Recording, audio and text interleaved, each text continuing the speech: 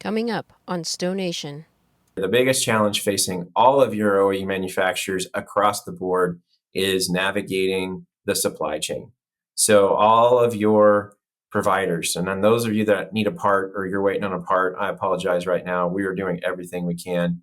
But the big change this year is everybody is working to make sure we can figure out a way to stabilize the supply chain, fix all the supply gaps that's going on. If you do any reading, you might have read how, what's going on. Ford's got hundreds of thousands of vehicles built they can't ship. Same way with everybody, they're all constantly being shorted. You get one supply of this microcontroller, then another controller, and give everybody a little bit of grace because our team, instead of working on advancements, we are constantly re-engineering because this microcontroller here is gone, this chip here is gone, this sensor is gone.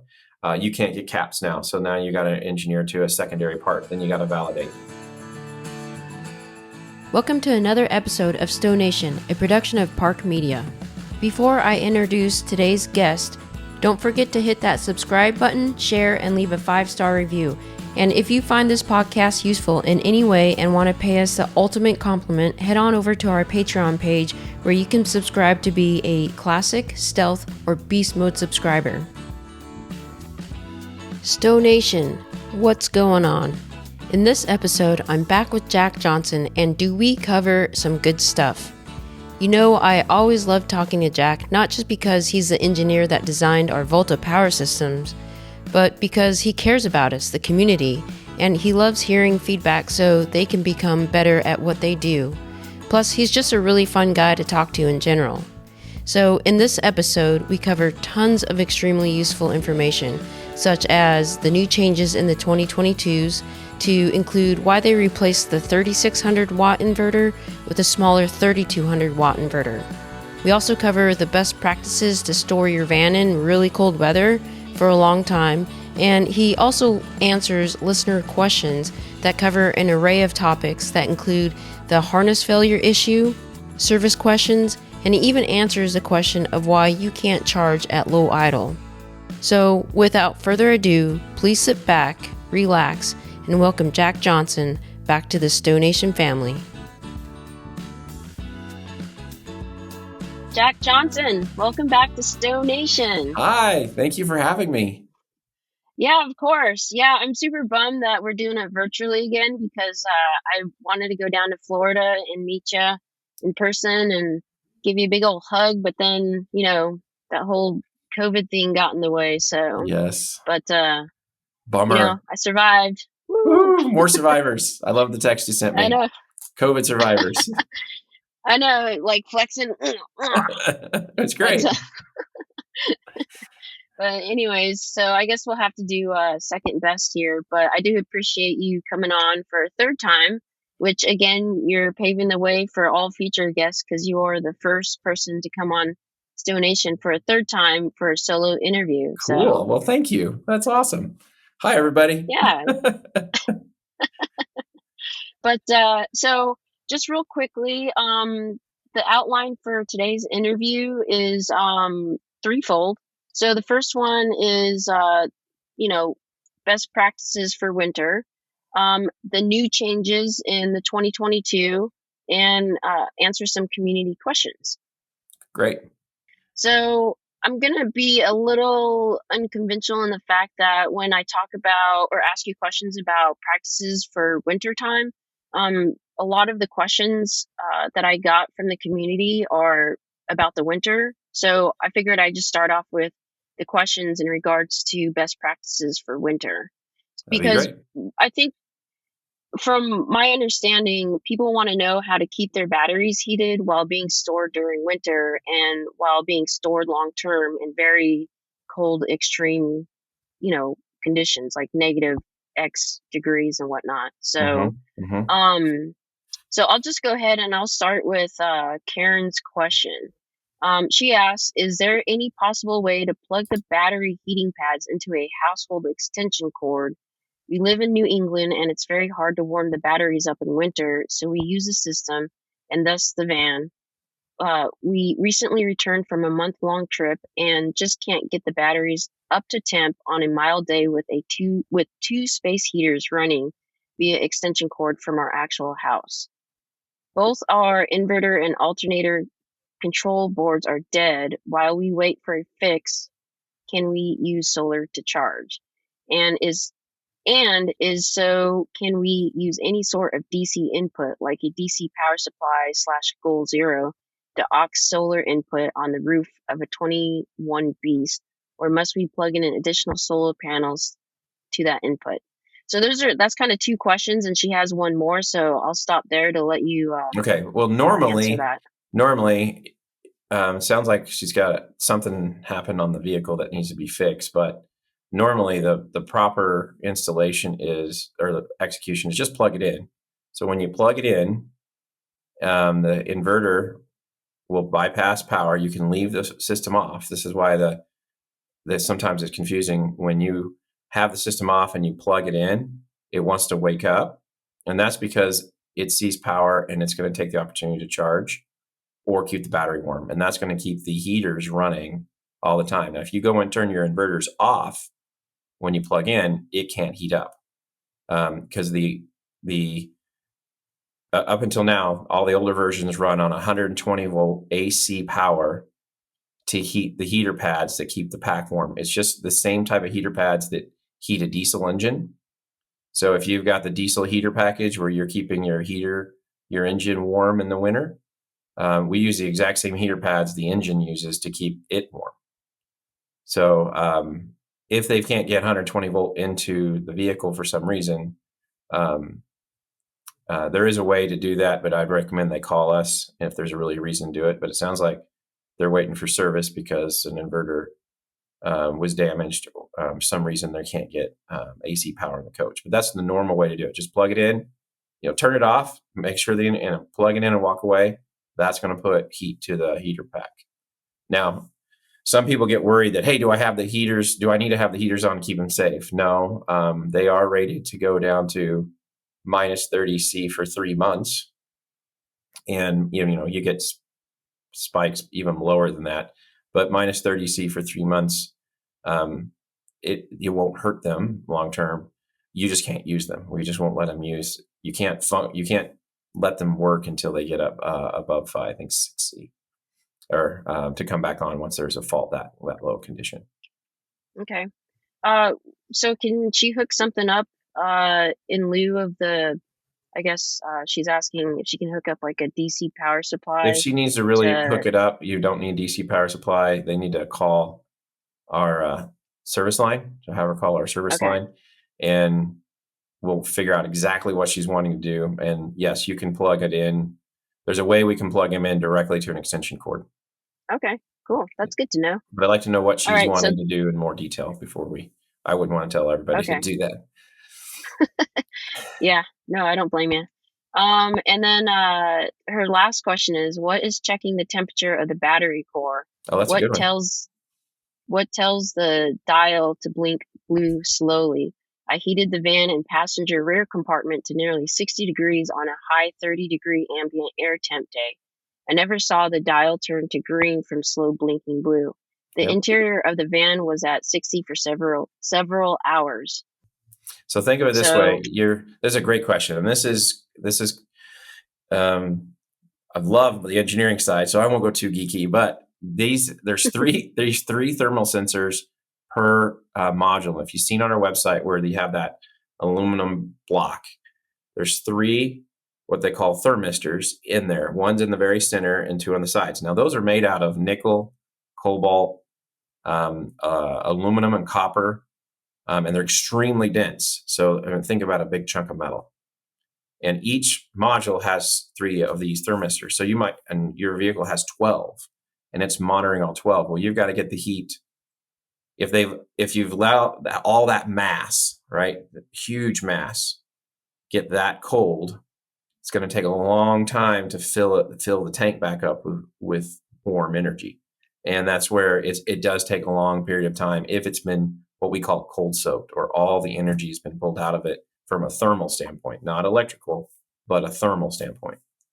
And that's why if you heat the ambient, if you ever had a big chunk of metal, right? Let's say you're in the house and you walked away from the house and you had a big, heavy block of metal object of some sort, it takes cold for a very long time as it absorbs energy. That's why it takes so much time to heat it back up, because you got to heat this block. In the engineering world, it's called heat capacity. And it's kind of like imagining a big giant bucket, and you got to pour the heat into this really big volume. That's why it takes a long time to warm up. So it's best if you're in a cold weather, keep it plugged in. And for her, it sounds like there's something not letting the AC come into the vehicle, and that's why she's having trouble getting warmed up. So the next question comes from David. He says, my Stowe hasn't been built yet. Original date was May 2022, now pushed out to September 2022. Is Volta going to be making any changes as we go through 2022 to fix some of the issues I'm hearing about with extreme temperatures? So extreme temperatures. So I'd like to know what issues. I mean, I've been seeing a few things like, hey, why is this little icon pop up? All those are just those are just saying, hey, it's cold outside. Be aware. I don't know of any issues other than just questions about why does it say things. But cold weather is the same capabilities of any electric vehicle in terms of cold weather performance. So that kind of segues into a couple of the topics into one in regards to, so the best way to store it in cold weather is to turn it off and plug it in. Well, let me back up, is to make sure that it's almost 80%, if not charged more. We just recommend anything above 50%. If you're going to go off 50%? And leave it for a long period of time, but see, if you plug it in, it's going to charge itself to an ideal point. Oh, okay. Yeah. Because there's two ways you can look at it. Hey, I want to park it in the parking lot, or I'm going to put it in my storage bin, or I'm going to put it in my barn, and I'm going to walk off and leave it all winter. That particular storage condition is go in, charge it up at least above 50. We recommend 80 in our books. Turn the button off and put it to sleep and wait till spring. Now, if you're wanting... Go ahead. So even if it gets to like -20 for, I don't know, a month straight, you're saying that the battery's going to be okay? Yep. You just got to be patient. You can't go out there and go, vroom, I want it to work instantaneously, because you're going to have to wait till it warms up. And there's a 100-watt heating pad. So 100 watts is like a light bulb, and it's going to take a long time to warm it back up. So you might have a day, if it's been that cold, it's all about how negative it is to get it back up to operating temperature. That governs the time to warm it back up. So if you're saying, I'm going to go on a trip in 2 days or 3 days, you're planning a trip, go out there, plug it into shore power, and let it start warming up. Gotcha. Before you're ready to hit the road. It's just that I think as a society, we're so used to going out and hitting the key and it fires right up and we're ready to go.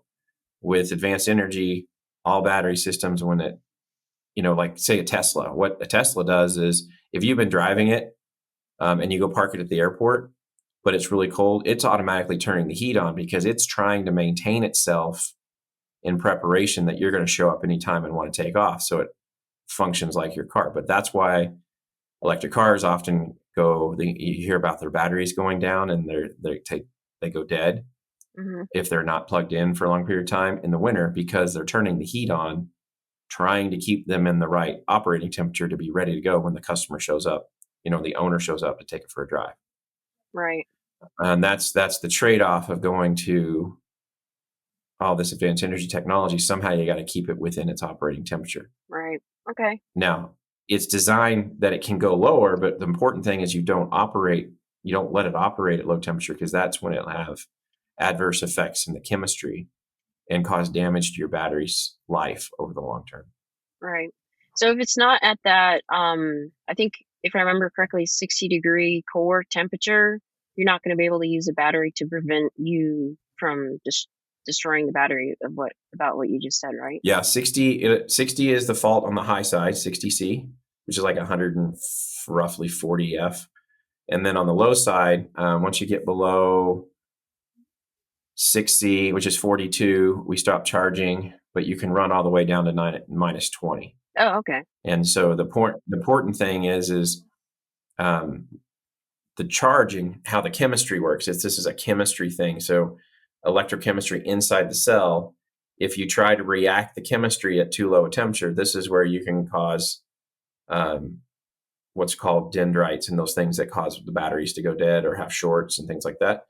And the science says, hey, just don't allow that to charge within there, because when you're discharging, the electrochemistry works one way. When you're charging, it flips and it goes a different way. So the reactions are different in a discharge profile versus a charge profile. Gotcha.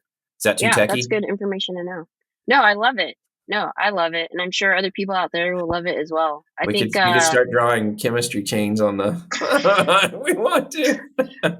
well, I think that might go over everyone's head to include mine, but I mean, I'm sure someone out there will know exactly what you're talking about. The fun part about this is wide range. We got our crazy geeks that know everything, and then those folks that just want to go and have fun, and they don't tell me anything. Exactly. So to kind of, like I said, segue into the next subject, which is the new changes of the 2022. So I know that you put the new panel, the touchscreen panel, that has a digital readout and everything. But also we noticed that there's a 3200 watt inverter instead of the 3600 watt inverter in the 2019s and 2021s. So can you explain why that is, and how it works and how it differs from the previous models? Yeah, sure. So let's start with the inverter. So the NP3, we call it 3600 units, 3.6 kilowatt. It's very large. It's very heavy, and it's been in production for a lot of years across different industries. And we've been pushing to take weight out, make them smaller, make them more economical to build, because with volumes going up, we've been pushing our supply base to make changes to adjust to the customer needs. And that's mostly at 3.2 kilowatts, we're getting pretty much the exact same power out of a unit that's 30% smaller and 30% lighter. And we all know we want weight savings, and we also want to have more volume of interior. So that was the main driver to scale, trying to get a higher power density unit available for the market. That unit also had a bunch of lessons learned over the last 7 years I've been putting into it from our supply base. So that's a gradual, continuous improvement activity. The 3.6 kilowatt unit is going to still be available on some of our vehicles. We'll still sell it. It's going to be around a long time. This is just all about improving based on lessons learned and giving that back to our customers. Okay. Is it fanless, or is there still a fan? There's still a fan. Working on it. Okay. Still, that one, the DC-DCs have gone away. They're now fanless. So you don't have that one noise. Undercharge, there's still going to be noise because of the charger's efficiency. That's unfortunately a side effect of going all electric. You've got to push heat away. But it's something our team continually is to work on, is figuring out how you can make your chargers silent. Will we get there? It's all about driving efficiencies up. I mean, and theoretically, if you were at 100% efficiency, you would need a fan. But there's currently no technology on the market that's that efficient yet. But we're continuing to work with our automotive friends and adapt as much as we can to this industry as it comes along. Gotcha. Okay, good to know. And then, so the display panel is different, but under the hood, other than the inverter, are there any other changes in the 2022? Oh gosh, I can't talk. 2022s? Well, under the hood, if you got in the details, we have made some upgrades to the packs. There is a different style of connector. So instead of bolted connectors, we were seeing, bolted connections have a tendency to vibrate loose, or you get process variation when people assemble them. And we don't want loose connections at all. Loose connections is what causes damage to the devices. So, if you're got a lot of vibration, or you're going off road in this thing, and then one of the cables start to come loose, which has happened in the field. What happens is you create a high resistance point, and sometimes it's called load dumps, where you've got connection, then you don't have connection because it's vibrating. That's what can cause one of the sources of damage that can be caused to inverters. It causes problem with electronics. And so our team has gone through what's called an EV cam lock. It's pretty cool. It really helps our manufacturing friends with variation. And it looks like something you see on EV. It goes in and the cam locks shut. So that's an enhancement. There's a few other things. The pack looks a little different. There's a different type of cable communication connector because we've added some more feature sets for our different customers. So obviously we're trying to replace generators. So we've got to design a pack that works across multiple industries. And the more adaptability you have, the better. So we've added some of those features. And so there's a different connector style. But other than that, it's going to work the same. It's going to feel the same. We're just trying to make sure that we're adapting to our OE customers' needs. Gotcha. And then will the control panel ever have, I guess, a wireless capability of controlling the inverter and other functions of the Volta system? Wirelessly, there are some things coming out through the Bluetooth. So if you've got the Bluetooth option, there is a package where that you can turn the inverter on and off through your phone. That's coming out. Oh, wow. I don't have a date on it. Everything's been crazy because of the wonderful supply chain. If anybody's following the news, everybody has been, for the last year, my team, we've doubled the team in 2021.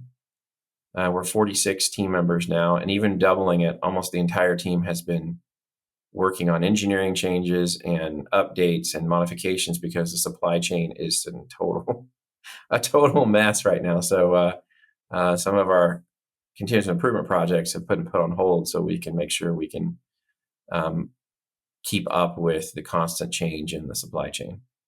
Is the Bluetooth adapter different than the one that in previous models, like the one that I have? It's currently the same. Oh, okay. So that should be super easy to for that right now. Plug and play. Yep. Okay. And you're going to be able to see the update. Once the update's available, you'll just be able to log it to your phone, and then all of a sudden it's going to have the ability to turn the inverter on and off from your phone. Oh, that's super sweet.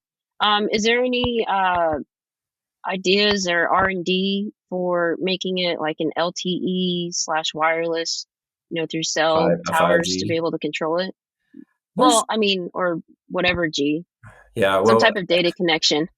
Yeah, I mean, we're constantly looking at that. The technology's out there to do a 5G connection, but that comes with that. You've got a lot of security you need to do, and those that those that understand the industry, you got to make sure you've got your security solutions, your software, and there's a whole bunch of requirements you have to meet to make sure that nobody can modify or get any of that data. Right. So we've been going through that, but there's stuff in the works that we hope to bring to market in the next couple of years that'll give that type of capability. Oh, nice. But nothing within this time frame. Okay. So as of right now, you can have a device that's connected to Bluetooth to the Volta that is also connected to the internet, and then you use the My Volta cloud, and then you have it on your phone, and you can get push notifications on your phone using the same My Volta cloud account, right? So the simplest way to get data out right now. So if you have a tablet or a device and that stays in your house where you're banned, and you've got it active, it'll run to the cloud, and then you can get it from your phone anywhere. Okay, and so that's true with the new 2022s as well. If they've got the unit, if they get the Bluetooth, you have to have the Bluetooth unit. So if the vehicle's built with the Bluetooth, you'll have it, or you can add the Bluetooth later. Okay, cool. Some of our customers don't use the Bluetooth because they have their own systems. That's why it's separate. Because it all depends on what our OE customer wants to do. Gotcha. I haven't, when I was in Flagstaff, I didn't mess around with the Volta screen that much, but does it show everything that I can see on my Volta app using the Bluetooth app? Yep, pretty much. It gives you faults, it gives you estimated runtime, it gives you your SOC. It looks very familiar, very similar to the app. The only thing it has that doesn't have the app yet was the ability to set your charge rates on your inverter and turn the inverter button off and on and off. Okay. So, but you can do that. So I just want to make sure I understand you correctly. So on the app that I have, you can't do that, but on the 2022, you can. On the app, your phone app, that hasn't come out yet. Oh, okay. Everybody will have access to that phone app. When we roll out the next version of the app, everybody will have that capability. Oh, okay. Gotcha. So that just rolls out as an app update. Gotcha. Oh, that's really cool. Nothing to do with the vehicles. Oh, okay. Yeah. So you'll get that feature set once it rolls out. That's really good news. I'm happy about that. I'm sure a lot of other people are too. And then my last question about the display is, can you see the core temperature on that display like you can on the Bluetooth app? Yep. On the main screen, that's one of the main things is the temperature of the battery. And then that takes an average. So, if there's 12 thermistors, it's taking the average of those 12 and reporting out. Gotcha. Okay. Good to know. Awesome. Okay, so moving on to a snappy transition. Snappy. Yeah, you got to snap, right? I'd like to move into some community questions, and I've broken down the questions into 3 categories. So the first one is the harness issue. Oh yeah. The second one is service, and the third one I categorized as miscellaneous. Sure. So, I think we all know that there's a pretty big harness issue. And so this from Samshire, he has like 4 questions. So I'll kind of go one by one, but and he wrote it out well, so there's context in there. So I'm just going to read it verbatim. So there was an initial round of harness failures for units built from around November 20th to April 21st. Then a second round in the summer/fall of last year. Some of the second round people have had to have their replacement harnesses replaced. What was and is going on? Recently, there have been a few inverter failures. So what's changing each time that causes recurrent failures? Why are replacement harnesses themselves failing? Please spell out how the chain of failures spreads so that we can clearly understand cause, sequence, knock-on effects, mitigants, etc. as they relate to harness, controller, alternator, and inverter. Good questions. And that's so everybody ready to roll their eyes. I just think this is everybody's hearing it and tired of it, but the reality is this is all due to the extent of what's going on from COVID and supply chain. So what happened last year is last minute, our supplier of components could not source our alternator control system.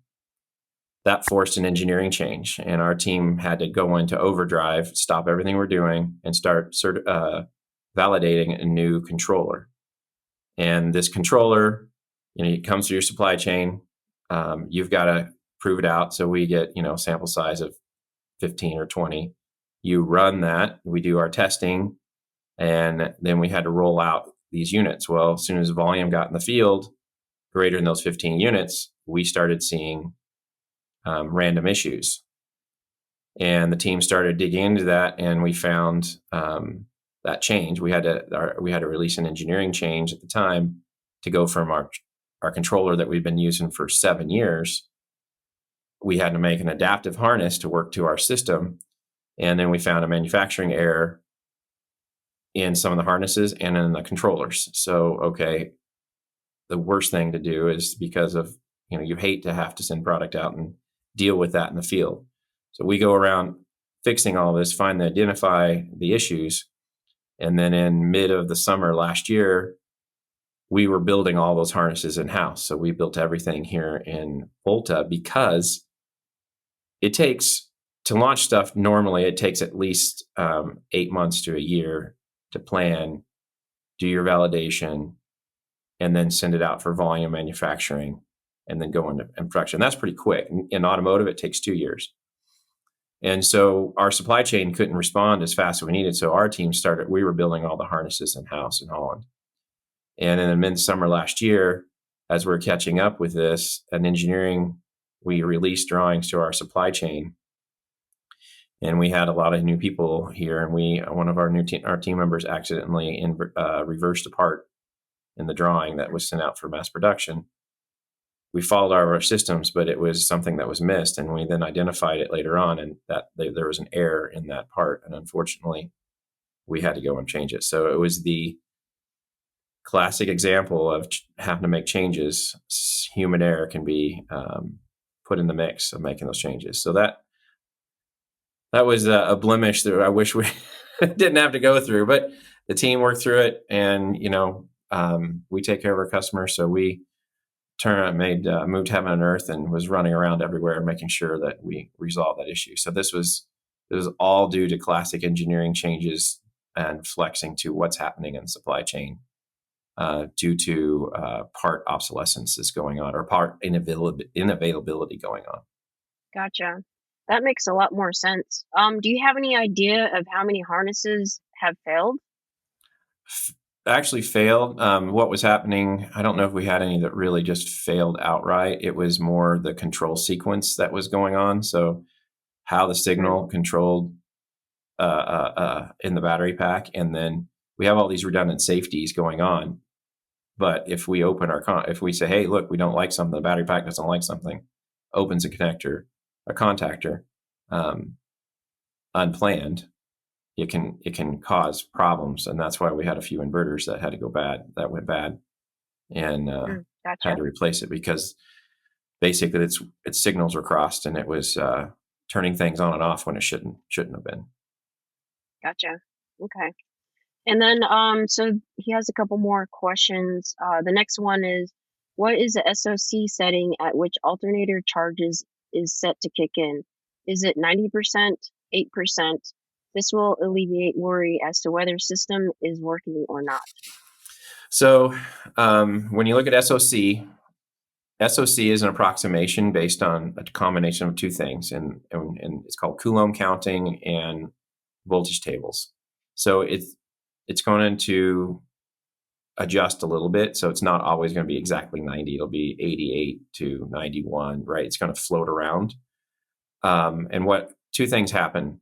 So we're measuring, giving you an approximate SOC. And the reason I say that is SOC is a function of your ambient temperature, the rate that you're pulling power.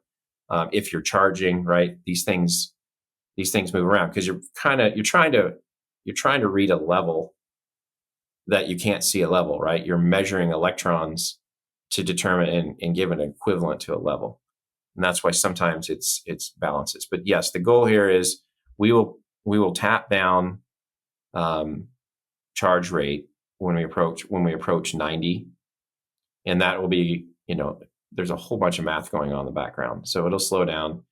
If you're down around 70 and you're not getting a charge, then something's up. But I wouldn't worry. Don't worry until you get well below that 80 range. Now, some people might ask, well, why don't you just charge all the way up to 100? Why do you do this? And what I like to explain to folks is, if you imagine, this is a precision device, you don't want to ever overfill it. You can't spill anything out of it, right? It can only hold so much, and you want to shut it off, and because it'll damage it, and then you could have safety issues you ever overfill. So one way is to think about it is the alternator charges like that of a fire hose. High volume, lots of power, comes out extremely fast. Well, imagine having a coffee cup, precision, lightweight vessel, and you're going to fill it with a fire hose. What happens to the coffee cup? It overflows.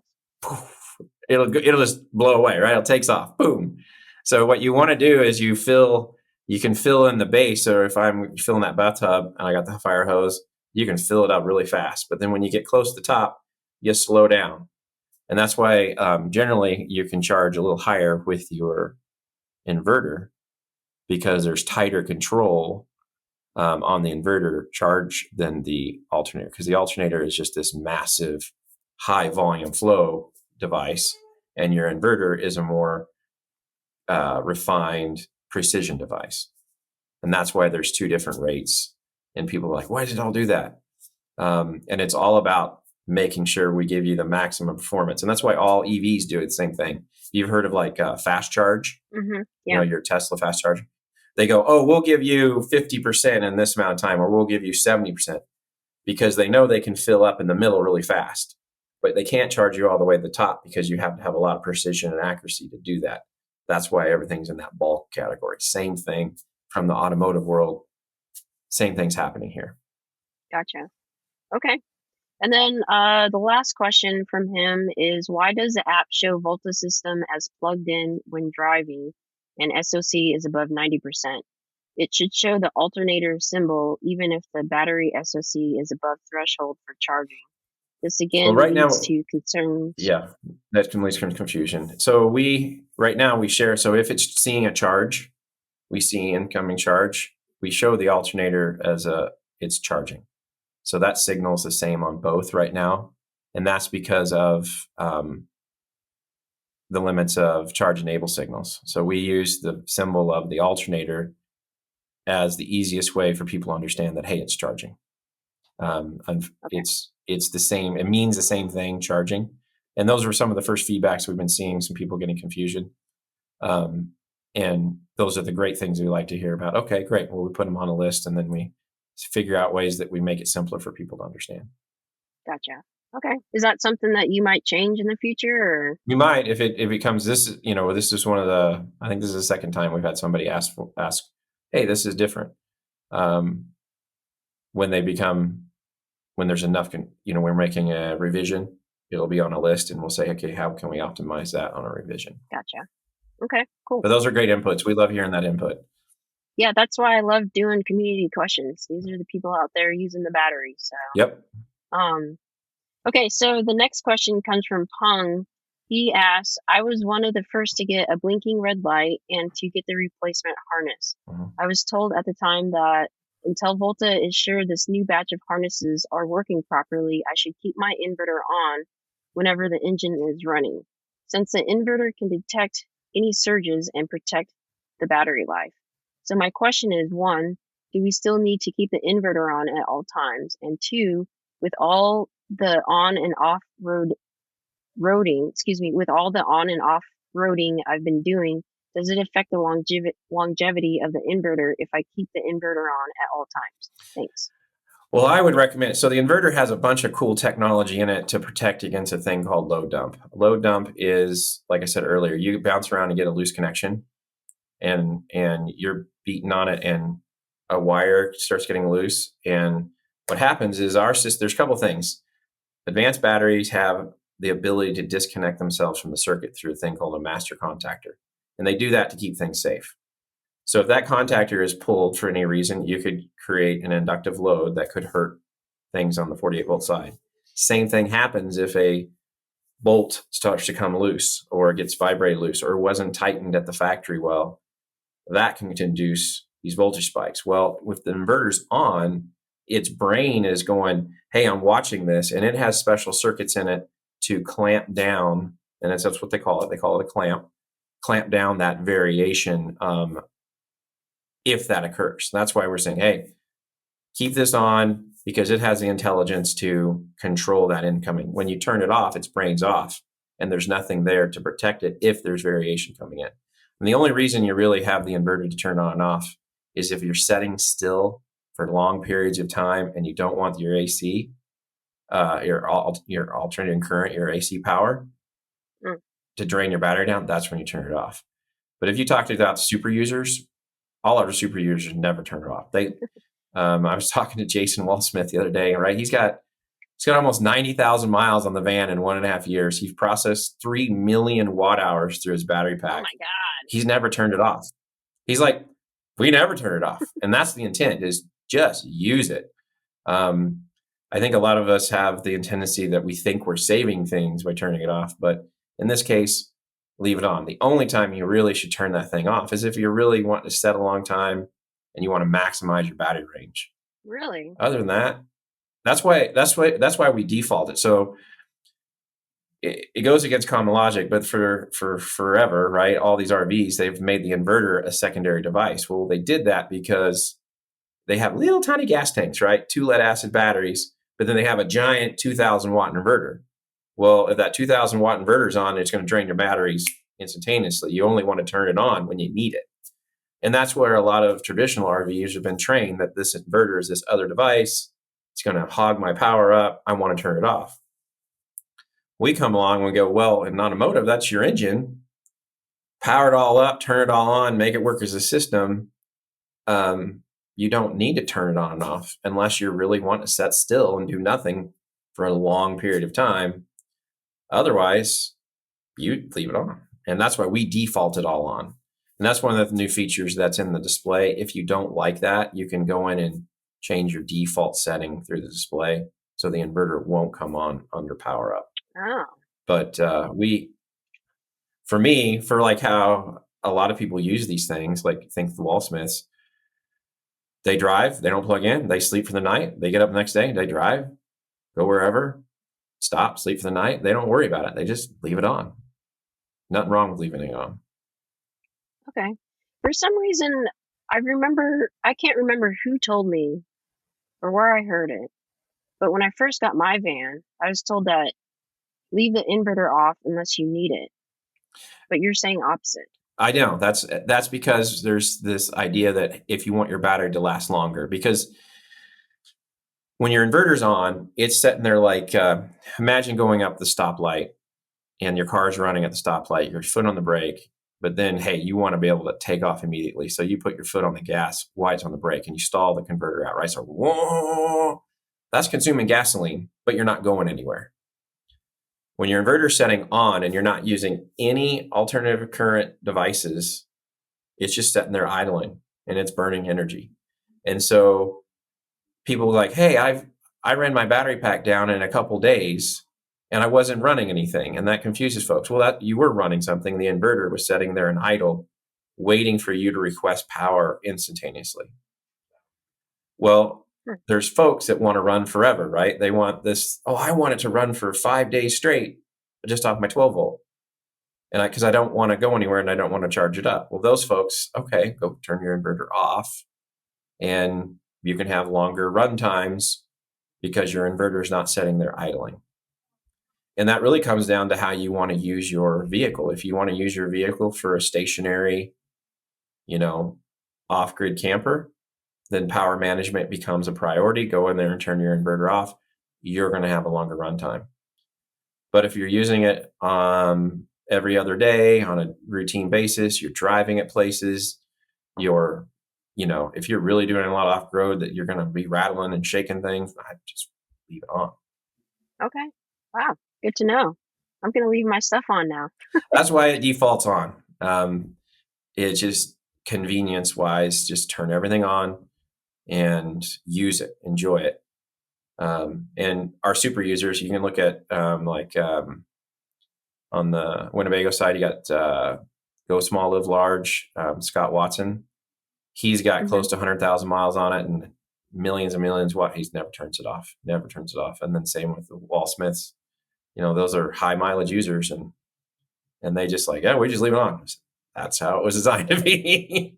That's cool. Good to know. Thanks for clarifying that. And there's nothing wrong with turning it off too. So people are going to take this as like, then I got to turn it on. It's up to you how you want to use it. It's flexible. Yep. Awesome. Okay. So the next question comes from Barry. He says, you previously recommended using a 120 AC battery tender to charge a Sprinter battery, but it's not really a solution for maintaining a full charge while the van is parked for days or weeks, since the inverter will drain the house batteries if not plugged into shore power. Is the solar regulator part of the Volta system? Or if it's not, or if it's on the Stowe side, would it be possible to add a relay or something to manually or automatically switch solar charging between the Volta batteries and the Sprinter battery? So our solar controller operates at 48 volts. And so this is all about power flow. And this is where things get confusing for folks, is that I believe on the Storytellers, it's a 90 watt panel. Is that right? If I remember right, 90 watt. Sure. It's a single. Honestly, I don't know because I never use it. So Yeah. So here's how solar works in general. If whatever the solar panel is rated at, divide it by 2, and that's probably what you can get out of it between 10 and 2 o'clock in the afternoon. So let's just say it's 90 watt. You're probably going to get 45, 50 watts best case per hour, and you got 4 hours, so you might get 200 watts. And that's why solar isn't really good, because you're going to consume, I mean, just running your air conditioning, you can consume 1,500 watts an hour. Running your microwave, you consume 15 to 1,800 watts an hour. Charging your computer, you're running, 500, 600 watts an hour. So you're going to consume 4 or 5 times per hour with any of the small devices that the solar panel can generate. And so it doesn't create a lot of usable energy for folks to want to use. And it produces it at 58 volts. Well, your start battery runs at 12 volts. So if you wanted to say, hey, I just want to trickle charge my 12 volt battery, you'd want to unhook the solar panels, get a different solar charger that's designed for charging a lead acid battery, and rewire it to do it that way. The reason we recommend people to use a tender, you can use a tender with your inverter. Yeah, you're going to burn power. But if you're trying to, keep up a heavy 12 volt load, energy's energy, you're going to consume it eventually. You're going to have to start and charge it back up again, because you are consuming energy. And again, that comes down to what is it you want to do. If you're trying to set somewhere in a really long period of time and not use your adventure vehicle in that manner, then you're gonna come up with other ways to store energy or produce energy, or you could put a lot of solar panels on the roof and just keep their 12 volt charged. Gotcha. Okay. Thank you for clarifying that. So to move on to the next set of community questions, we have some service questions. Mm-hmm. So Scott asks, what basic tools or supplies should a van user have on hand to troubleshoot a Volta problem, i.e. large system fuse, etc.? Basically, if you have a mechanical fault, you already have a part and don't need to wait for Volta. I don't know what's going on That's here. a good Sorry. question. But I think I follow it. So the best tool to have for all this modern technology is a good, what they call a digital volt ohm meter, DVOM, or some people call them multimeters. This tool, it's a way to measure current, voltage, resistance. Fantastic tool to have, and you would be using it everywhere once you learn how to use it. And that's the future. Everything's going electric. You're going to have a measurement way to measure electricity. Gotcha. Definitely should have one of those. The other thing that you would need, that's the easiest thing, is have a Type B USB cable, Type B to Type B, if you want to carry one around. Because that way, if you have a laptop and you have a Type B connector, we could remote into your system anywhere with our service team and plug in and measure anything going on. Oh, cool. Those are the two easiest service tools out there. Other than that, it's generic tools, to replace a part. It's just a wrench. But if any time that you want to measure stuff, digital ohm meter is the future. It's your universal tool for everything. Okay, good to know. I think what he's kind of getting at is if he has a part on hand, like let's say the harness, that I'm not saying that his harness will go bad, but I think maybe if he wants to get like a spare part and he's on the road and it breaks, I think he's asking like, what does he need to, mechanically swap something out that he has in stock or on hand already. But I think you kind of answered that in regards to like, screwdriver. I don't know. Is there a special type of wrench or nope, socket that you need, or is it metric or standard? Almost all of those connections almost all the connections are connectors. So they're just unplugging a connector. I mean, if it's a locking connector or something, it's going to be a small screwdriver to release the locks. we're trying to go away completely from bolted connections if we can. If we could tomorrow, we would not have bolted connections, because bolted connections can lead to loose connections if they're not properly bolted, or they're missing their locking nuts. Especially if you're really in a vehicle you're trying to, again, these things are tested for on highway. They meet to UL 458, which is a very particular vehicle mobile. But if you're one of those super users that are taking these things out and jumping them and doing things, we all know that tightening bolts and checking bolt tightness is a big deal. If you're an aircraft pilot, if you've owned a dune buggy before, if you've owned a race car before, you know that after you really work them, sometimes you need to go on and tighten your bolts. That would be the thing if you're one of those users, make sure everything stays tight. Gotcha. Cool. The next question comes from Ben. He says, I'm curious if you can speak to the best way to obtain service on a Volta system if it has issues once out of Stowe warranty period. Someone recently posted that Voltas carry a 3-year warranty. Is this true?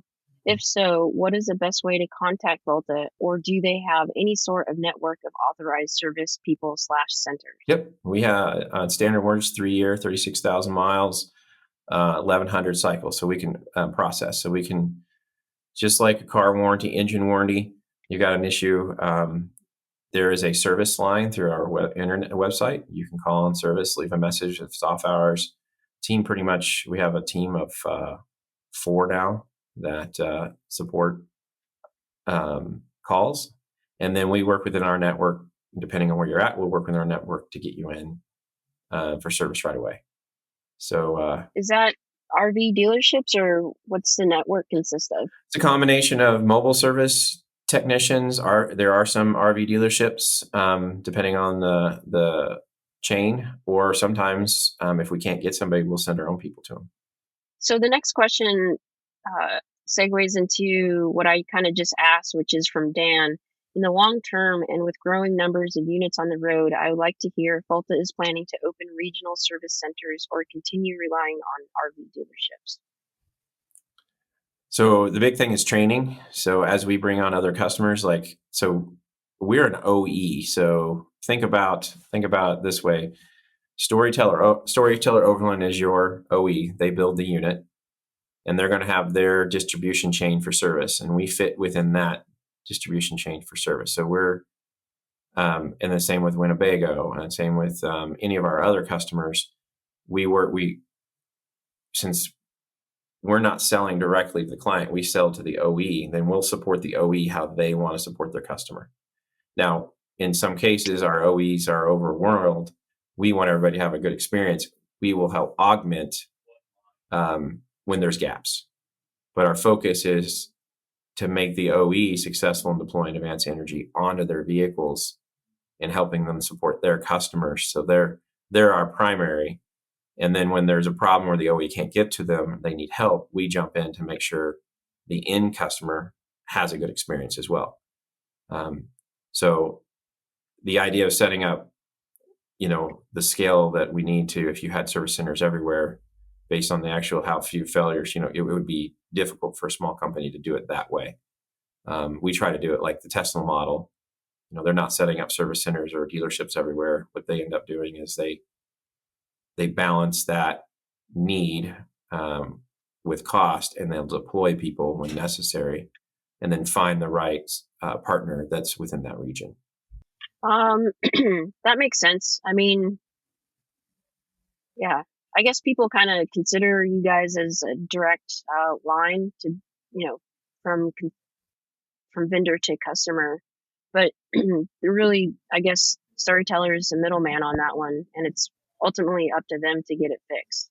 Well, they're our partner, and we will do whatever we can to help them. So that's where a lot of people know that we show up and help, when they get in trouble. One of the things we're known for is, our team does a great job of trying to get service to everybody.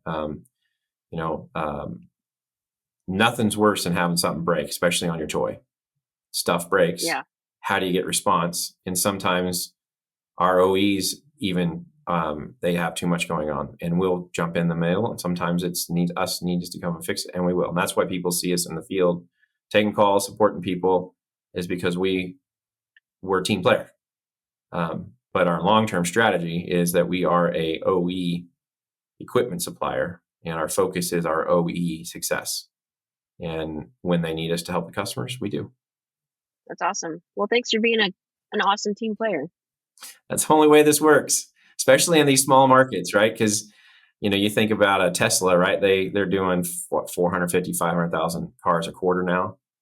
Oh, wow. And, that's still small compared to GM, right? GM's, going to build, however many millions of vehicles a year. And then you've got our team members and our family at Storyteller, they're going to do 1,500, 2,000 vans a year. It's all about scale. And then when you're small, you've got to be innovative and figure out how to make sure that you can support your customer. And that takes a family approach, and it takes flexibility, and it takes everybody doing what they can, because you've got to balance that business. It's all about, same time, you got to balance the business, meet the customer expectation, all in a much smaller playing field than the big guys have. Well, that makes sense. So to move on to the last subject of the community questions, miscellaneous. Aaron asks, why is there no low idle charging? Great question. I love that question. And if you ever want to work with companies to develop Volta approved modifications and accessories. Well, that was a fantastic question. It's one of the things we focus on most. The challenge our OE friends have. So let's use Mercedes-Benz, but they're all the same. Ram, Stellantis team. We try to work with them, and we monitor their what they call their upfitter guides, and then where we can, we make sure we listen, talk, and support our OEs whatever they need.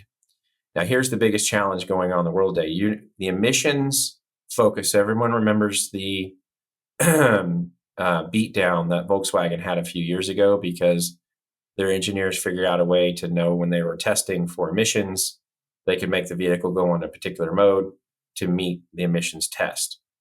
And then since Volkswagen was innovative and found a way, everybody got mad at them, beat them up, and it was the biggest. It was billions and billions of dollars they fined Volkswagen. Well, the governments made them an example, and they took the brunt of it. Well, that's got all OEs terrified of emissions. Now, the test is what's called an idle emissions test. And it basically says how many particles per unit time come out the tailpipe.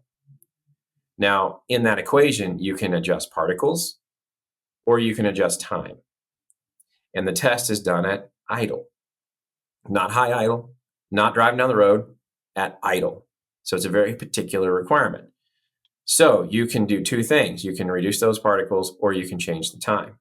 Now, if I can slow down my RPM, rotations per minute, the number of combustion events slow down, and I can make that happen. So to slow an engine down, there's a couple things. It's a rotating device, right? It's spinning inside there. It has oil that spins in there. And then it's got to load, it's got to run your accessories. So if you got your air conditioner compressor running, your alternators running, all of these loads that you need for creature comforts is trying to slow down the crankshaft. Well, the engineers are figuring out, okay, how do I make this engine run really slow at idle and not conk out? So what they've done over the years, if anybody remember, just 10 years ago, 10W30 was the standard oil. Remember 10W30? Oh, yeah. And going the oil change. Now the oil's zero weight. Zero is water. Zero is the same viscosity as water. Not 10W30. No, they went to zero oil. They did that because they wanted to eliminate the friction against the oil, the crankshaft, so they could slow the RPM down. Then they started taking devices off the engines so they can slow them down more. And then they're clamping down on the exhaust systems and tightening things up at low idle so they'll pass these emissions. Now, if someone comes in and throws on this big, massive, load is load. So if I said, I got to consume 20 horsepower off the engine to have all my conveniences, then you need 20 horsepower. But if you go and throw 20 horsepower at the base idle where it's designed to barely run, so it passes emissions, our partners are not going to be very happy with us because not only are you dragging the engine crankshaft down really hard at low speed, which can be bad for bearings, it's also not flowing water very well. It doesn't have good airflow for the exhaust going because you don't have. So it's really bad idea on modern engines to drag down that engine at base idle. So knowing the pain of our OE brethren, the people building these cars, so that you can still buy a car under the regulations being created by our federal government.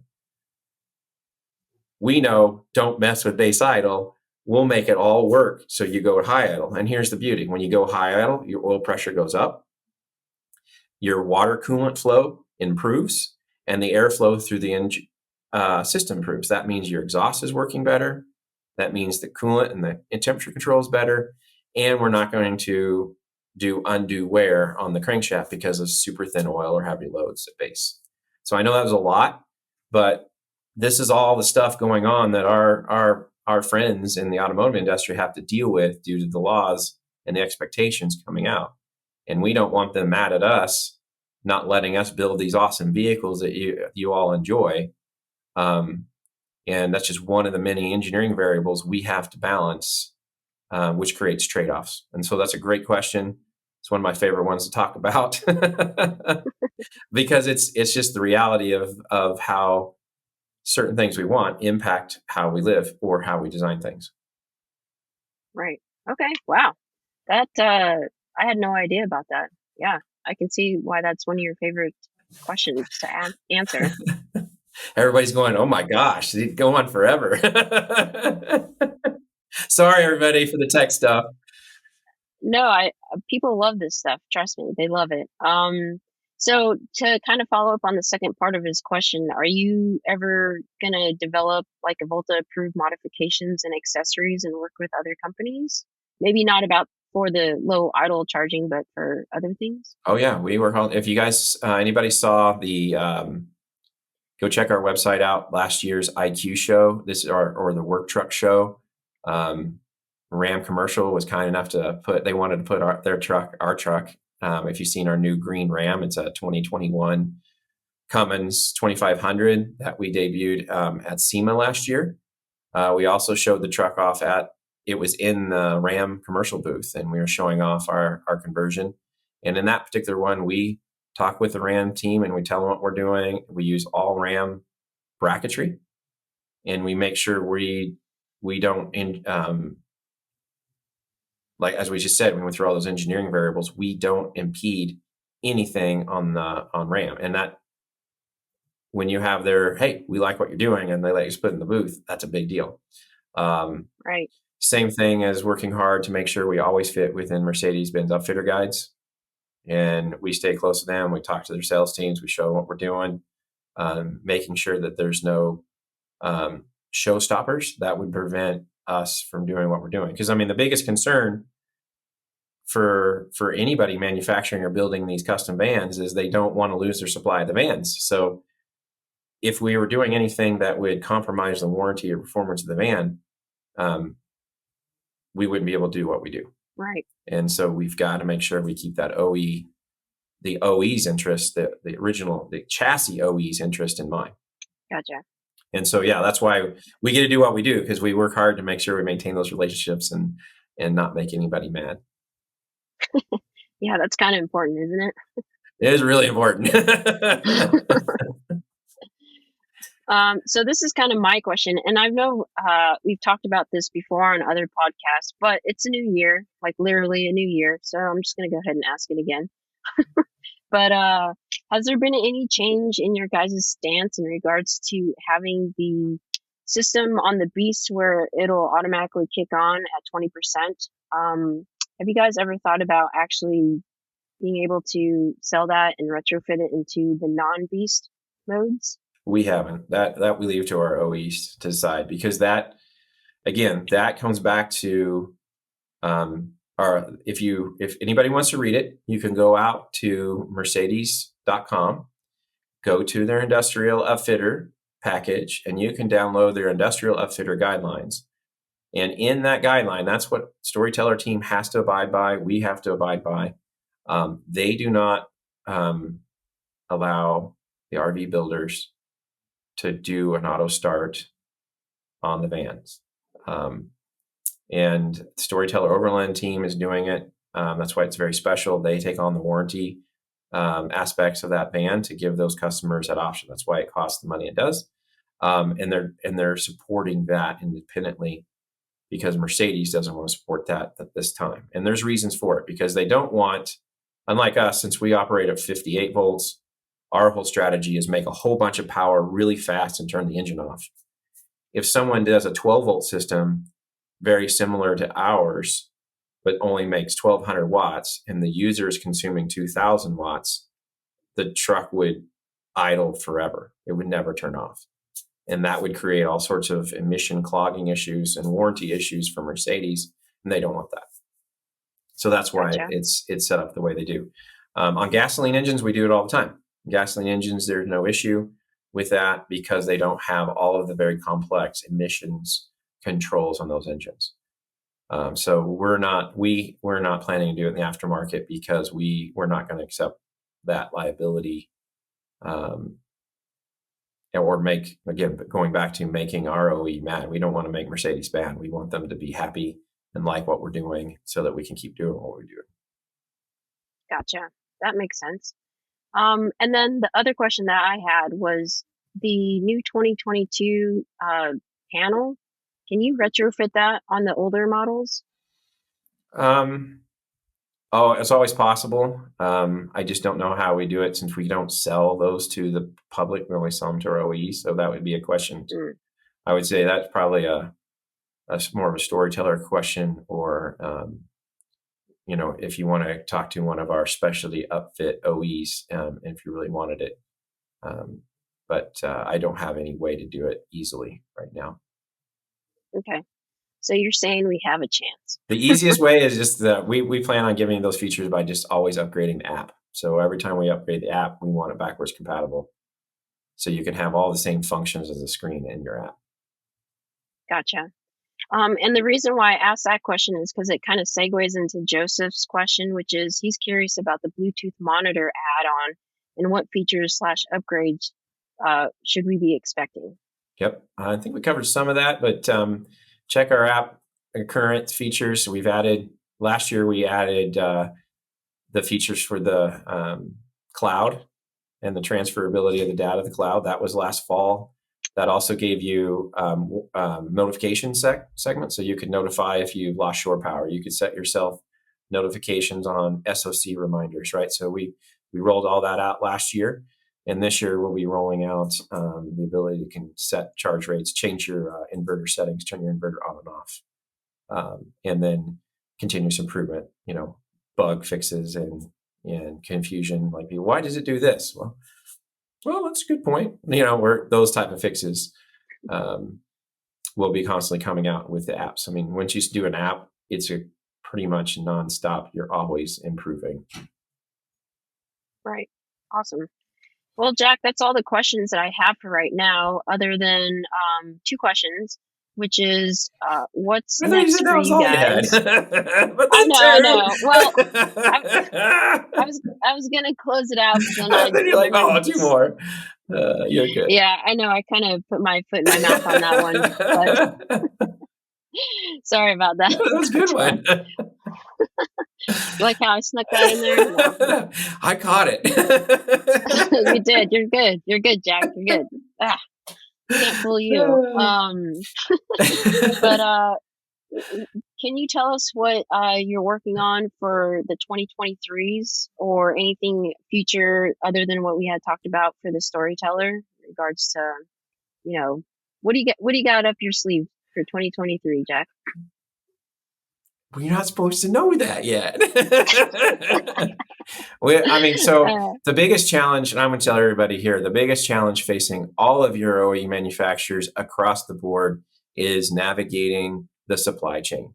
So all of your providers, and then those of you that need a part or you're waiting on a part, I apologize right now. We are doing everything we can But the big change this year is everybody is working to make sure we can figure out a way to stabilize the supply chain, fix all the supply gaps that's going on.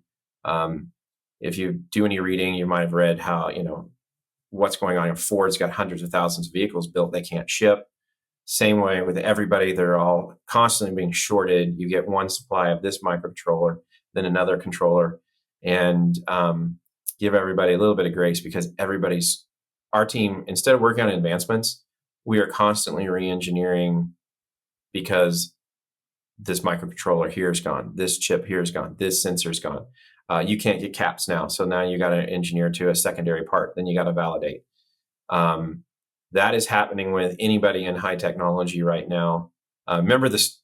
We were laughing this morning. Remember the toilet paper insanity? Everyone went out and bought toilet paper, yeah. and no toilet paper was available, and everybody was hoarding it. There's people who were buying insane toilet. This same craziness is going on in microcontrollers, ICs, chips. People are going out and have bought in bulk, 4 or 5 years worth of product out in the future, afraid of supply chain. Well, they're sucking up all the supply, and it's messed everything up. And as well as there was the loss of a giant manufacturing facility in China a couple of years ago, and that capacity hasn't come online.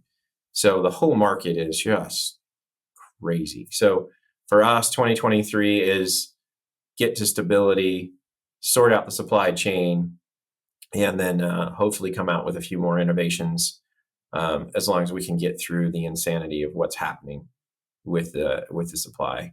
And I'm sure all of your listeners have felt it one way or the other. Let's just keep working to make sure that goes away. Yeah, patience.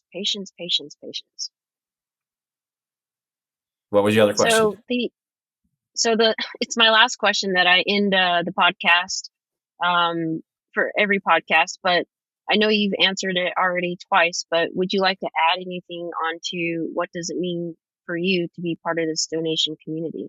Oh, it's a blast. I mean, I had so much fun down there to hear the stories. We met a couple more couples with storytellers. We got to hang out more with the Walsmiths and get to know Jason and Emma. And I tell you, I can pinch myself that, hey, here's this crazy idea I came up with. Hey, how do we do this? It's now 7 years ago. And now people's lives, I mean, we're giving them these new freedoms, and they're creating this new stuff. And you're seeing music and new ideas and new communities and friendships, and people are having a ball because the technology is enabling to do these things. And I'm like, I got to be a part of this. It's so much fun. Now I'm meeting so many cool people, and you're making all these great friends. So, and I think Jeffrey was saying it best, is the creation of community. And I'm looking at how these devices we call a van, I see them as filters, right? It filters out these unique groups of folks. You say one person buys this type of van, and you see this unique community, this type of another unique community, and it's technology enabling new societal groups. It's so much fun. So for me, it's just fun every day. Well, how about you? What's your big Stowe Nation saying? What do you like about it? Oh, my favorite part is the community. It's meeting new people. It's being able to talk to people like you that help design the mechanism that brings us all together. I love being able to help other people in the community, in regards to giving them a platform and a semi-direct voice of, basically talking to you, because the questions that I just asked, for the most part, weren't mine. They were from the community. And I love being able to provide that platform. And then also I love meeting people and hanging out and meetups. And that's why I kind of started that's why I started the Stowe Nation meetups, and I took it upon myself to organize events so people can come in and do stuff that they want to do and meet each other and whatnot. Oh, by the way, I'm holding a first anniversary Stowe Nation meetup in Bentonville, March 11th through the 13th. So if you could come down. Bentonville, that's not far away from where I grew up. Oh, really? I grew up in Columbus, Kansas. Yep. Oh, wow. Right down by Joplin, Missouri. Yeah, that isn't far. Miami, Oklahoma. Bentonville, Arkansas. It's pretty close. Used to go play golf down there. Yeah, I know it. Nice. Send me the details. See I will. what happens. We'll talk offline. All right. Oh man, you people would be so excited if you showed up. I mean, but I think if you do, I'm gonna hold that as a little secret. I'm not gonna let anyone know. They're just gonna have to like listen to the podcast, and maybe you'll be there and maybe not. So we'll see. But anyways, that's what I really love about the Stowe Nation community is that it is a community. We're all here to support each other. We're all having a fun time doing it. So awesome. I can't agree more. That's the fun part. Yeah. So thanks again, Jack, for coming on for a third time. And My pleasure. I'll just be honest, you're probably going to come on a fourth, fifth, and sixth time. Hey, somebody wants to hear an engineer talk about tech. I can't complain. Yeah, but we all love you, Jack. And everyone says thank you so much for all the hard work that you do and all the brilliant engineering that you do with our systems and the customer support as well. So we know that you guys are busting your butts, and that definitely hasn't gone unseen. So thank you. Well, thank you. And you can't do it without great people. And we really appreciate everybody's support.